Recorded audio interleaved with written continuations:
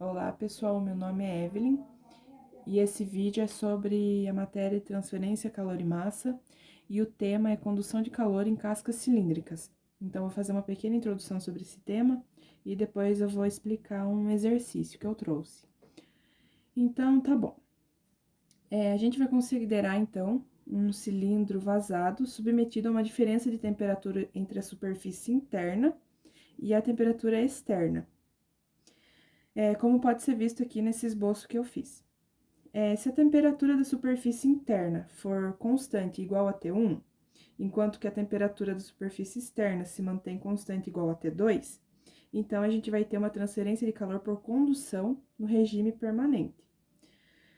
Como exemplo, a gente vai analisar a transferência de calor em um tubo de comprimento L, que conduz um fluido em alta temperatura. Então, o fluxo de calor que atravessa a parede desse cilindro, ele é obtido através da equação de Fourier, que é essa daqui. Que é onde o dt sobre o dr, ele é o gradiente de temperatura na direção R. Direção R é o raio. Bom, e para configurações cilíndricas, a gente tem essa área, que é dado por área igual a 2π RL.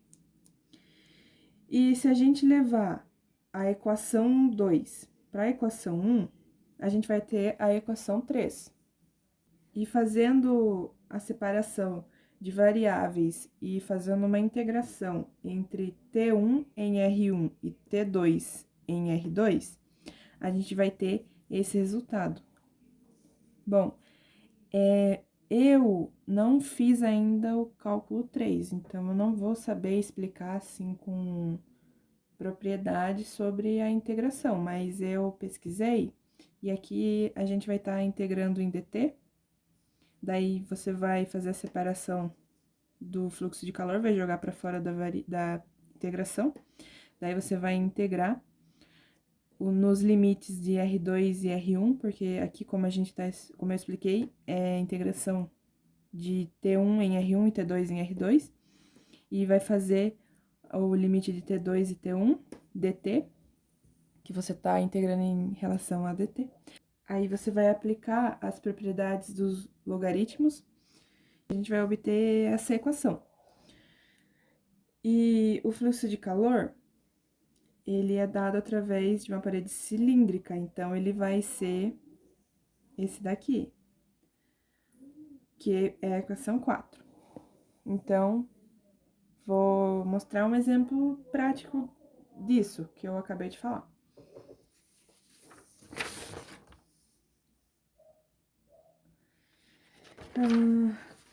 Um engenheiro mecânico responsável por uma caldeira necessita reduzir o consumo energético através da redução das perdas térmicas na tubulação, que conduz vapor até uma turbina.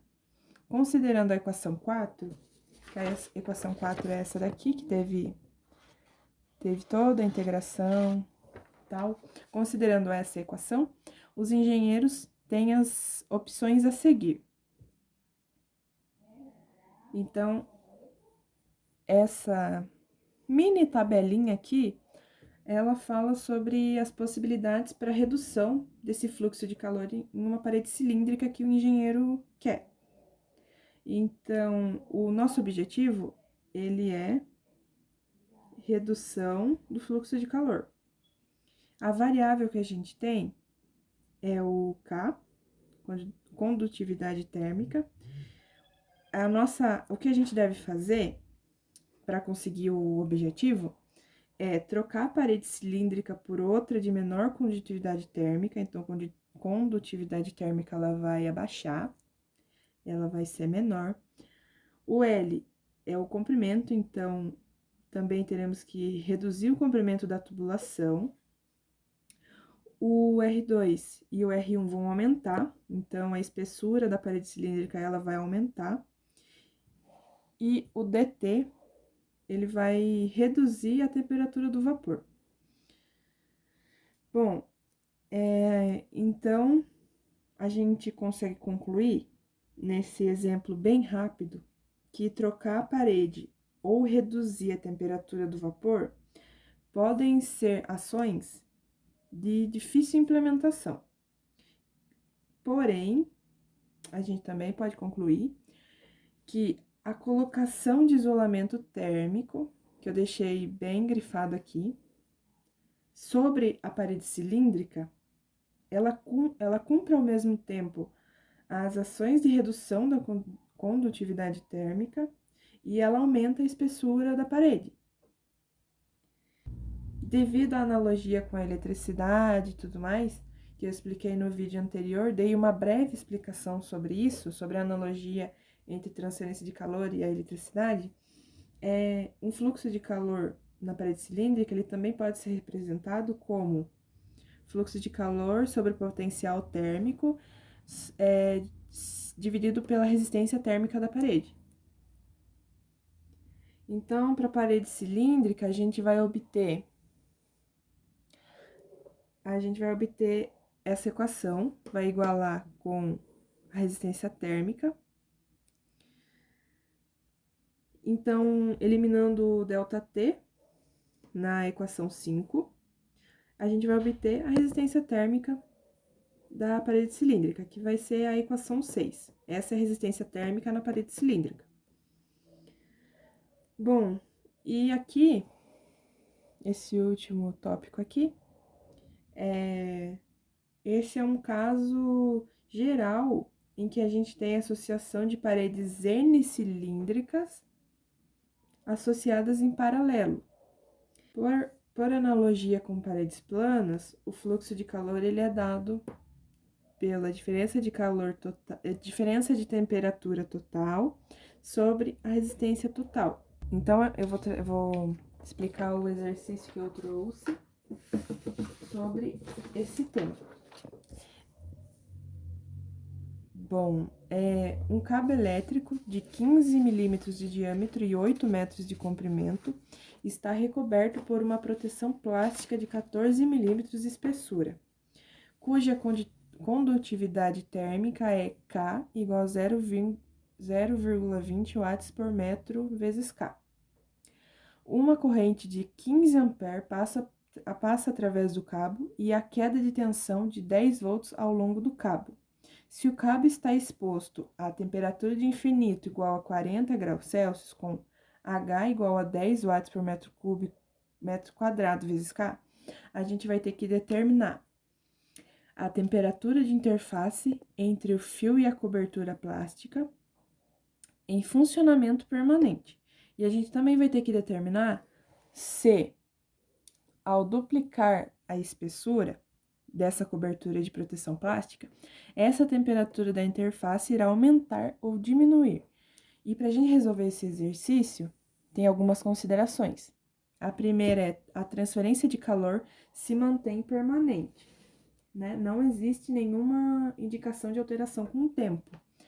Segundo a transferência de calor unidimensional. Então, há simetria térmica em torno da linha central e não há nenhuma variação na direção axial. Então, o terceiro é condutividades térmicas constantes. Quarto, resistência de contato desprezível. E vindo aqui para a resolução, eu já fiz para o vídeo não ficar tão longo, porque até eu escrever leva muito tempo, então já deixei tudo resolvido só para eu poder ir explicando o que eu fiz aqui. Bom, esse é um esboço do nosso sistema. A gente vai ter que analisar o seguinte: o calor, ele é gerado no cabo elétrico. E a temperatura, ela sobe como resultado do aquecimento da resistência. Então, a gente considera que o calor, ele é gerado uniformemente ao longo de todo o fio e transferido por meio envolvente na direção radial. Radial aqui, o radial. Beleza. Na operação permanente, a taxa de transferência de calor ela vai se tornar igual ao calor gerado dentro do fio. que vai ser? Então, a taxa de calor vai ser igual ao calor gerado, que é a tensão vezes a corrente, substituindo 10 volts vezes 15 amperes, que vai dar pra gente um resultado de 150 watts. Beleza. Ah, esqueci de falar. Aqui eu fiz o esquema para esse exemplo. Então, o calor, ele tá saindo aqui. Aqui no nosso sistema, ele tá aqui dentro, ele tá saindo. Vamos ter a resistência do plástico, daí o T2 e a resistência convecta. E aqui, a temperatura de infinito que tá do lado externo do nosso sistema. Aqui eu separei, eu sempre gosto de separar os dados porque fica mais organizado. Coloquei em milímetros os raios. Tá bom. Então, fazendo aqui, voltando. A rede de resistência térmica, para esse sistema, ela vai envolver resistência de condução para cobertura plástica e resistência de convecção para a superfície externa em série. Como eu mostrei aqui, né? Como eu fiz aqui o sistema.